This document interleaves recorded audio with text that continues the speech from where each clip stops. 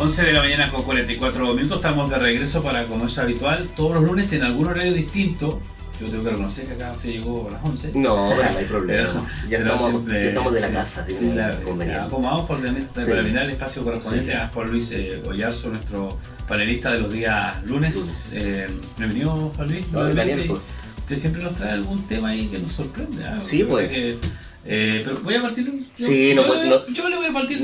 Pero no podías haber dejado de lado lo que habías mencionado al término de la entrevista. Que le hemos preguntado a la gran mayoría de los actores con quienes hemos conversado durante las últimas horas y el fin de semana también. Nos puede llamar la atención, ¿Somos un país que tenemos vecinos o tenemos vecinos que no nos quieren? Dijo el gobernador en su calidad de intendente subrogante, porque hay que aclararlo. Y el intendente es la voz del gobierno. Entonces el tema va más allá. O sea, está representando al gobierno de Chile, a Sebastián Piñera directamente, lo que señaló. Yo no sé si el presidente pensará eso. Creo que no. A ver, diplomáticamente, obviamente que ninguna autoridad que representa a todos los chilenos a nivel nacional, porque hay que recordar que el intendente subrogante, y más allá del intendente, inclusive siendo gobernadora, el lanzar, por ejemplo, ese tipo de palabras como que tenemos malos vecinos o que nuestros vecinos no nos quieren, genera, por ejemplo, lo que ha generado. La noticia ha sido a nivel nacional, tanto en Radio Bio Bio, en diferentes tipos, entonces ha escalado esta noticia, producto de lo que yo me atrevo a llamar, sin colocarle ningún adorno, una torpeza política. Es una enorme torpeza política que muestra lo que en muchas ocasiones nosotros hemos hablado en este mismo espacio, que en realidad es la poca preparación en ocasiones que tienen algunas autoridades frente a sus dichos, frente a la diplomacia que tienen que realizar. Yo creo que eso ha sido uno de los principales problemas del gobierno del presidente. Sí, la torpeza. Tema no menor y comentario que puede traer consecuencias, porque vemos que hay muchas reuniones bilaterales, hay muchos comités de frontera, donde se desarrollan temas importantísimos o se conversan temas para un desarrollo importantísimo de las regiones, y que participan no solamente gallegos, natales, 28 de noviembre, Río Grande, Ushuaia, participan también un poquito más al norte de nosotros, pero al sur de Chile, como son la región de Aysén. Entonces puede producir también pero mucho. Yo he tenido la posibilidad de participar en alrededor de 2 o 3 comités de fronteras cuando uno participaba en el gobierno, y en realidad, claro, las temáticas que se tratan son totalmente distintas. Entonces, desde el punto de vista de vecinos que no nos quieren, no sé por qué menciona eso que yo sin adorno lo menciono como una torpeza política. No sé cuál es el fundamento que tiene para mencionar eso, porque cuando tú mencionas algunos aspectos que están relacionados con esa índole, es porque tú tienes un fundamento, porque tienes algo. Aspectos que, por ejemplo, yo estando en el gobierno y ya incluso fuera del gobierno, yo no lo he sentido. Y en los comités de fronteras que uno realiza, en realidad la disposición que tienen cada uno de los funcionarios desde el punto de vista político para marcar nuevos convenios, nuevos aspectos, totalmente abiertos. Y eso ocurre también con Argentina, que forma parte de nuestros vecinos más directos para nosotros que somos acá en la región de Magallanes. Entonces, claramente muy desafortunadas las palabras del gobernador actual y subrogando al intendente. Es como que solamente el concepto de una vez que hablaste como subrogante y meten las patas. Claro. Bueno, esperar que se aclare esto. Yo creo que corresponde que alguien salga a aclarar cuál fue la intención del comentario. Lo mínimo, que políticamente no se ve bien que hay como si nada pasara. Juan Luis, vamos a lo que nos convoca realmente, ¿no? Que quizás para muchos no es de interés, pero es un tema no menor que tiene que ver con números, con cifras, con valores, por decirlo de alguna manera, y con una baja. Sí, y sirve para clarificar, Daniel, porque hay cosas que la comunidad no tiene por qué saberlas desde el punto de vista económico, pero el día viernes el Banco Central, que es el banco que rige, por ejemplo, las tasas generales relacionadas con la política monetaria, lanza una baja de la tasa de interés histórica. Bajó en 50 puntos la base de la tasa de interés. O sea, pasamos de una tasa de interés que tenía un 3% a un 2,5%. Pero ¿qué significa esto para que la gente que se encuentra en casa pueda entender específicamente esta situación? Las tasas de interés se encuentran relacionadas con los créditos que uno pide en los bancos, en las instituciones financieras. de tal manera que bien sabemos que es como una especie de, no castigo, sino como un premio para el banco por haber prestado una determinada cantidad de dinero. De tal manera que te prestan una cantidad de dinero más una tasa de interés. Y esa tasa de interés es la que estamos hablando. Las tasas de interés, el Banco Central es una herramienta que le ayuda para controlar de cierta manera la inflación. Cuando tú incrementas la tasa de interés, quiere decir que tú estás haciendo más difícil que la gente acceda a los créditos, ¿cierto? A mayor tasa, ¿cierto? Menor cantidad de posibilidad que tú tengas crédito. Cuando tienes una tasa muy baja de interés, lo que ocurre con esas tasas de interés es que incentivan el consumo, ¿cierto? O sea, que hacen efectivamente... Claro, porque a la larga significa mucho eso que pagas bastante menos de lo que... Pagas menos. O sea, tienes una posibilidad de pagar bastante menos. De hecho, por ejemplo, las tasas hipotecarias ya llegaron en este último tiempo a un 2,9% en general, que es una tasa que entregan los bancos, ¿cierto?, para poder realizar, por ejemplo, una compra de una vivienda. Que habitualmente, por ejemplo, entiendo que estaban sobre el 3%. Pero habitualmente. 3,4, 3,8. Llegó a 4,9 hace varios años atrás. Claro. Entonces uno va viendo que en realidad, claro, el mercado y todo este aspecto que a nosotros nos rodea, en realidad se ha vuelto un poquito estancado. Que nosotros hemos hablado durante mucho tiempo de que el gobierno del presidente, la característica que tiene el gobierno, a diferencia del gobierno anterior de Michelle Bachelet, era generar efectivamente un dinamismo económico. Y eso no hace falta ser economista para darse cuenta. Y ese dinamismo económico era incrementar, disminuir el desempleo, incrementar el aspecto de la producción, incrementar el consumo y todos estos aspectos. Y resulta que no ha dado resultados. Entonces el Banco Central lo que hace, que el Banco Central, hay que recordarle a las familias en su casa, no es un elemento del gobierno, es una institución autónoma, ¿cierto? Claro. Que rige y que con estas herramientas formula los dinamismos que existen desde el punto de vista de la economía. Baja la tasa de interés de un 3 a un 2,5. O sea, quiere decir que la baja es para incentivar efectivamente el consumo. Generar, por ejemplo, reducciones en las tasas de crédito, como mencionó Felipe Larraín, el ministro de Hacienda, para los créditos consumos, para los créditos para las pymes, etcétera, producto que la economía nos está moviendo. Claro. Ahora, este 0,5 menos baja, menos, yo no sé hasta qué punto baja. Claro. Sí, ¿por qué?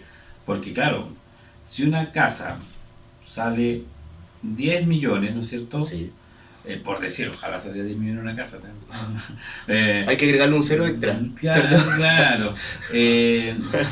Fuera de 10 millones y tú la vas a comprar, la tasa de interés con un 2,5, que estaba en un 3, que bajó a 2,5. Sí. Pero usted que claro, se baja ese 0,5, pero la casa automáticamente ya no vale 10 millones. Vale 14. Sí. Porque si así de alguna manera terminan recuperando ese 0,5. Claro, el titular y la noticia es que bajó la tasa de interés para crédito hipotecario. Pero resulta que las casas subieron de precio también. Entonces al subir la casa es lo mismo. De cierta manera podríamos decir que sí, que no. Mira, porque cuando tú planteas el concepto de el elemento del mercado inmobiliario en Magallanes es muy particular. La tasa de interés que formula el Banco Central es una tasa que está relacionada entonces con un aspecto en particular, es como un elemento general, pero dejas que el mercado desde el punto de vista de la banca formule sus tasas. No quiere decir que ahora el banco también va a tener tasas del 2,5, sino que en realidad ellos tienen la libertad de cambiar sus tasas de acuerdo a este aspecto general. El Banco Central marca como el hito mínimo que tú puedes de cierta manera cobrar. Entonces nosotros vamos encontrando que cuando apreciamos, por ejemplo, aspectos como la baja que existe en el crédito del sector inmobiliario, nosotros tenemos una característica en particular dentro de nuestra región, que es muy distinta a otros lugares del país. Aquí las viviendas salen muy caras, de tal manera que eso se debe a la alta demanda y a la poca oferta, ¿cierto?, que existe, por ejemplo, de viviendas disponibles que uno pueda comprar.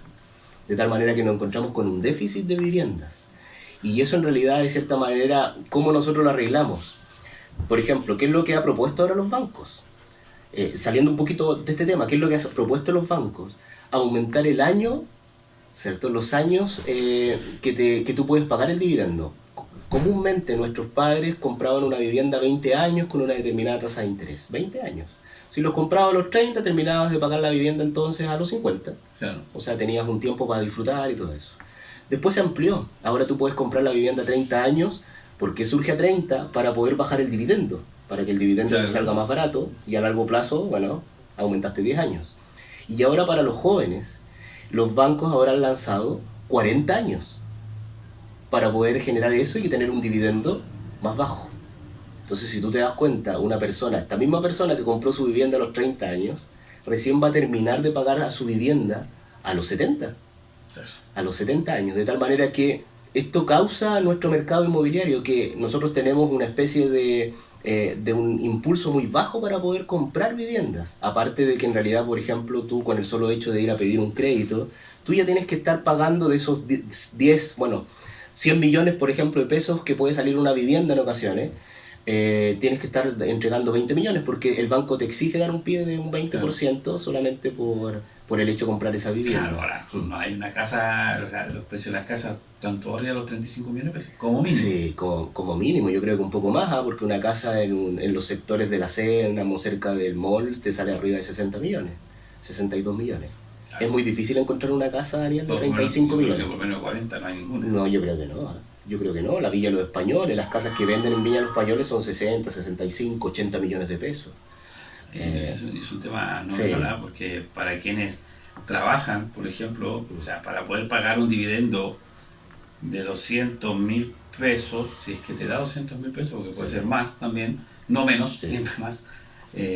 La casa debería salirte a 20 años. Tienes que ganar mínimo 600.000 pesos.